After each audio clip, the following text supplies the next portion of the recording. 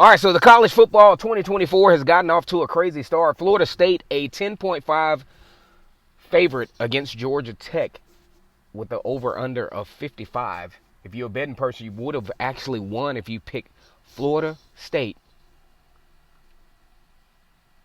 and the over-under.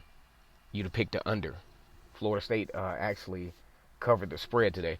Georgia Tech upsets Florida State in epic fashion in Dublin today, and you wouldn't have thought this would have happened considering the fact that Florida State came out pretty strong, capping off an impressive 7-play, 75-yard drive with a 28-yard run by Lawrence Luafale and a two-point conversion that I thought was a really nicely designed play. But Georgia Tech responded with a similar drive, 6 plays, 79 yards, capped off by a 1-yard run by Zach Payton. Things kind of leveled off for a little bit. Florida State extended the lead with a 52-yard field goal to go up 11-7. But Georgia Tech continued to respond with these long, impressive drives, and we're going to talk about this a little bit more as we get into this video. 6 plays, 79 yards, capped off by a 1-yard run, like I said before, by Payton, and things kind of, Zach Payton, things kind of leveled off after that. Florida State extended the lead 11-7.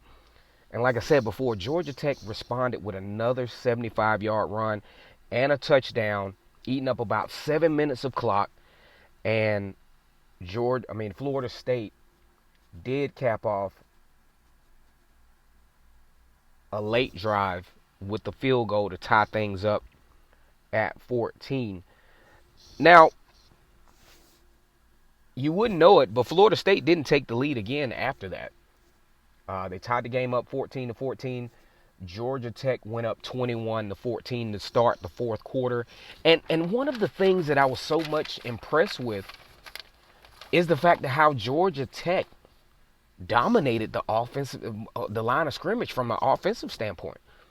Florida State was thought to be one of the best defensive lines in the country, but they allowed 203 yards. They didn't get a sack. They didn't get, if any, tackles for loss. They were not dominant at all. They found themselves out of position on many occasions, and Georgia Tech should not be thought of as a surprise, so to speak, entirely to win this football game. Now, I'm shocked they did win. They did win, honestly. But then when you look at the totality of the circumstance, Georgia Tech came into this game with a little bit of momentum. Only 8-point loss to Georgia at home to end the 2023 season, and then capped off the Gasparilla Bowl with a 30-23 win against UCF. UCF had a pretty decent showing, so they beat some pretty good teams, and this makes Florida State's second straight loss, and also their second straight loss to a team from Georgia. The combined score really doesn't matter because you look at the fact that Georgia just straight up blew them out in the bowl game, and I just think looking forward, Georgia Tech has a lot of momentum. They don't face another ranked team until October 7th when they face Notre Dame, and there's no telling what the rankings will be like at that time. Georgia Tech has a very favorable schedule. They didn't play this game like an underdog. They were very physical. They were very confident. They played with a lot of moxie, and they did not feel, based on the way they played and based on the way they presented themselves on the football field, that they were an underdog in this game. I think Florida State had some moments where they played very well, but you look at the fact that, Mike Norvell has to figure out a way to get a little bit more production on offense, and the way you get that is you just got to get the ball more. They only had 7 drives in the whole game.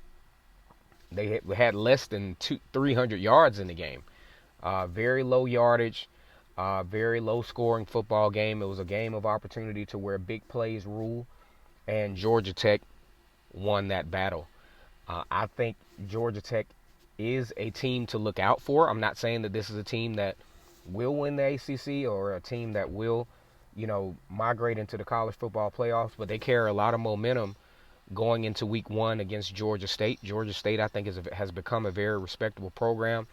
That game will take place at Georgia Tech, which, I mean, by all intents and purposes is a neutral site. I mean, not a neutral site game, but, I mean, Georgia State can literally walk to the stadium there at Georgia Tech.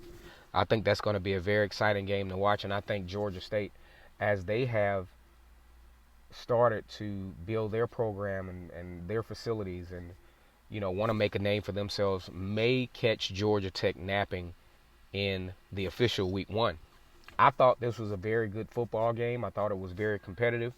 I'm still actually shocked that Florida State lost this game. Errant play at the line of scrimmage.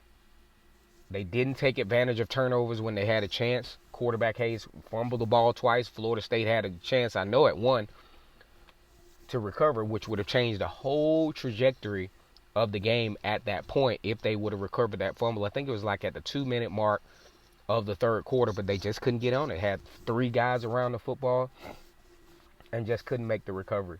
But I'm like, oh my goodness, this college football thing is getting off to a crazy start. Georgia Tech 24, Florida State 21. Welcome back, college football.